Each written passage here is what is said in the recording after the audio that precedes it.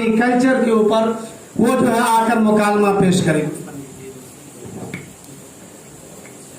मुस्लिम और गैर मुस्लिम में क्या फर्क है उसको वाज़ेह करें।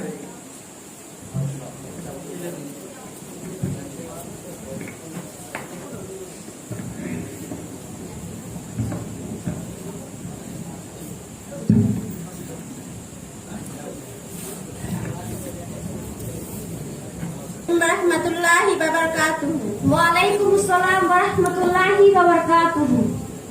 आइए चची जान आप बैठ जाइए, मैं थोड़ी देर खड़ी होकर सफर कर लूंगी। नहीं बेटा, रास्ता बहुत उबड़ खाबड़ है और मोड़ भी है, तुम परेशान हो जाओगे। हम देहाती लोग हैं, रोजाना खड़े होकर ही सफर करते हैं। बस तो शहर से भरी हुई आती है, हम लोगों को 1 घंटा सफर करना होता है, किसी तरह कर लेते हैं। आप 1 घंटे बैठिए, फिर जब आप उतरेंगे तो मैं बैठ जाऊंगी। मुझे अच्छा नहीं लगता कि आप जैसे बूढ़ी ज़ईफ आदमी खड़े रहे और मैं बैठकर आराम से सफर करूं।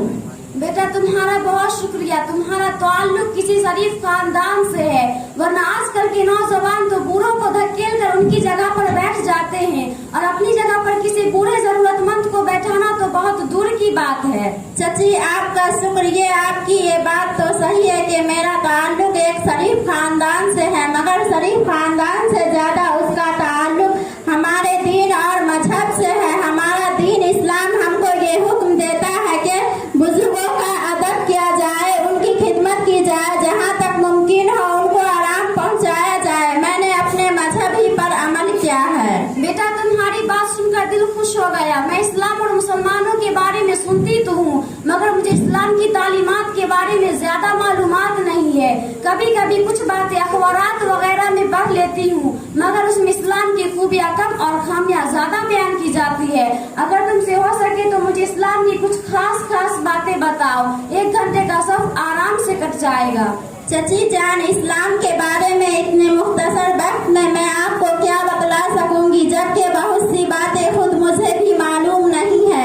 अगर आप कोई सवाल करे तो शायद मैं जवाब दे सकूं। तुम्हारी बात ठीक है, कुछ सवालात मेरे ज़हन में है, मैं तुमसे वही कर लेती हूँ। एक बात तो तुमसे यही पूछना है कि मुसलमान उमूमन गंदे क्यों रहते हैं, उनकी आबादियाँ गुंजान और गंदी क्यों होती है?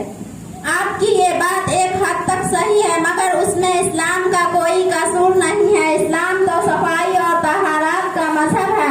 हमारे रसूल सल्लल्लाहु अलैहि वसल्लम ने तहारात और सफाई को आधा ईमान कहा है।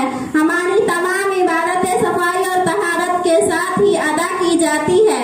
फिर मुसलमान सिर्फ हिंदुस्तान ही में नहीं रहते, दुनिया के सैकड़ों मुल्कों में इनकी बड़ी बड़ी आबादियाँ हैं और वे आबादियाँ गंदी नहीं रहते। अगर हिंदुस्तान के किसी इलाके में कुछ मुसलमान गंदी बस्तियों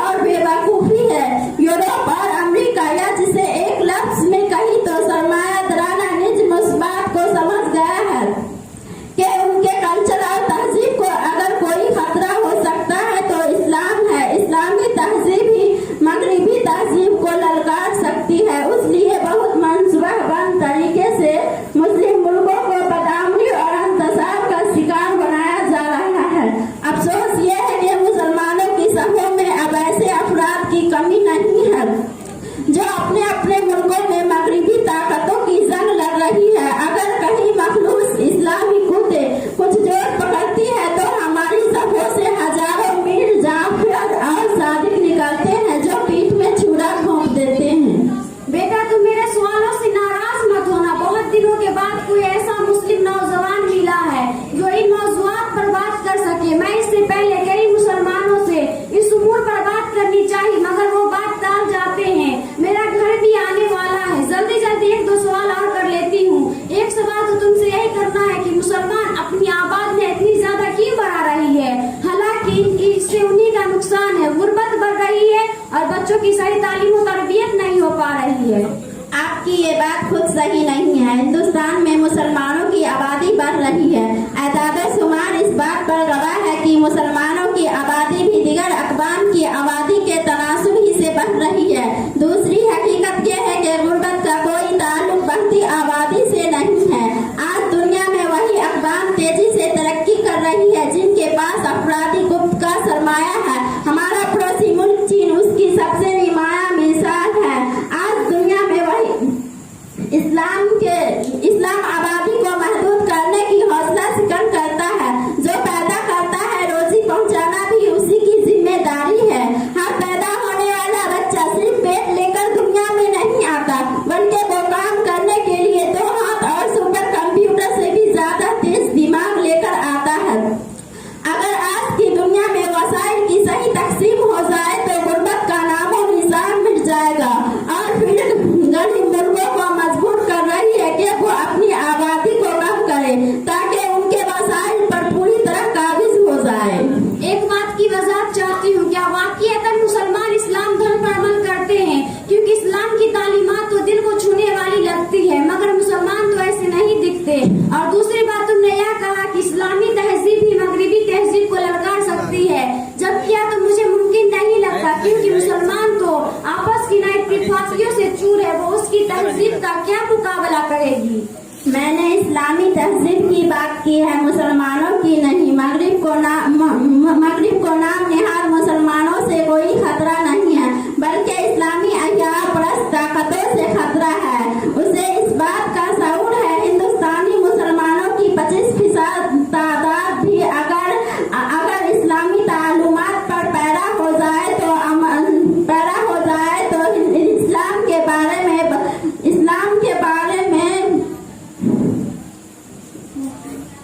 बिल्कुल तुम्हारा एक किरदार मेरे सामने आया। मैं तुम्हारे इस किरदार को कभी फरामोश नहीं करूंगी।